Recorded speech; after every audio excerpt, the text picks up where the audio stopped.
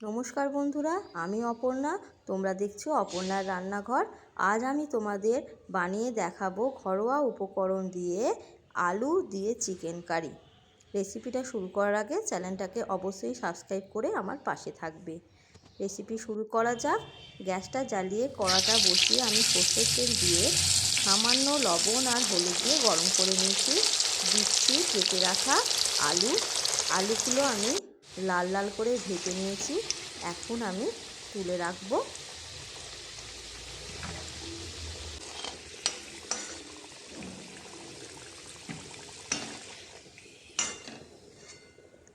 আলু ভাজার ওই তেলে আমি দিয়ে দেবো 750 গ্রাম চিকেনগুলো যদি এইভাবে ভেজে নেওয়া যায় তাহলে চিকেনের কাঁচা গন্ধটা একদমই থাকে না, আর তেলের ওপর চিকেনের পুরো ফ্লেভারটাই চলে আসে। চিকেনগুলো হালকা লাল করে ভেজে নিয়েছি, এখন তুলে রাখবো। ওই তেলের ওপরই দিয়ে দেবো একটা তেজপাতা, দেব কিছু গোটা গরম মশলা, দালচিনি, এলাচ আর জিরে। ফোড়নটা ভালো করে হয়ে গেলে দিয়ে দেবো কেটে রাখা 3টে বড় পেঁয়াজ। পেঁয়াজটা ভাজা হোক ততক্ষণ আমি চিকেনটা ম্যারিনেট করে নেব। দেব 2 চামচ লবণ, 2 চামচ ধনে গুঁড়ো, 2 চামচ লাল লঙ্কার গুঁড়ো, 1 চামচ গরম মশলা গুঁড়ো আর আগে থেকে ফেটিয়ে রাখা 50 গ্রাম টক দই। ম্যারিনেট করে নেব।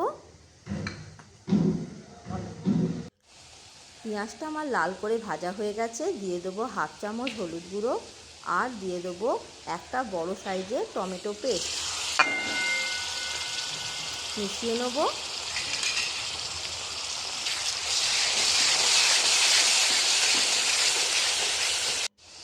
দিয়ে দেবো 2 চামচ আদা রসুন বাটা। ভালো করে মশলাটা কষিয়ে নেব। মশলাটা কষে এলে দিয়ে দেবো ভেজে রাখা আলুগুলো।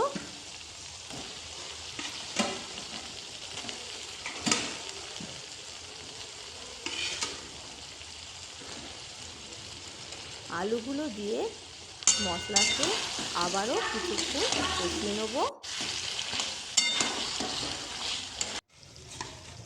দিয়ে দেবো ম্যারিনেট করে রাখা চিকেনগুলো।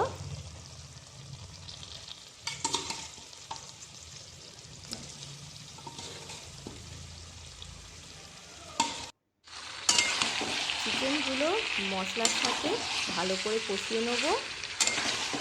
কিছুক্ষণ এইভাবে কষানোর পর দিয়ে দেবো পরিমাণ মতো জল।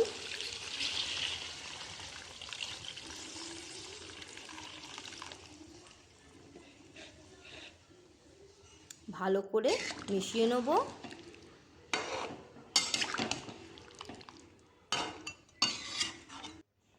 ঢাকা দিয়ে এইভাবে কিছুক্ষণ হতে দেবো। বন্ধুরা, রান্নাটা আমার হয়ে গেছে। রেসিপিটা দেখে তোমাদের যদি ভালো লাগে অবশ্যই লাইক করবে, বাড়িতে বানিয়ে আমাকে কমেন্ট করে জানাবে, আর আমার চ্যানেলটাকে সাবস্ক্রাইব করে আমার পাশে থাকবে।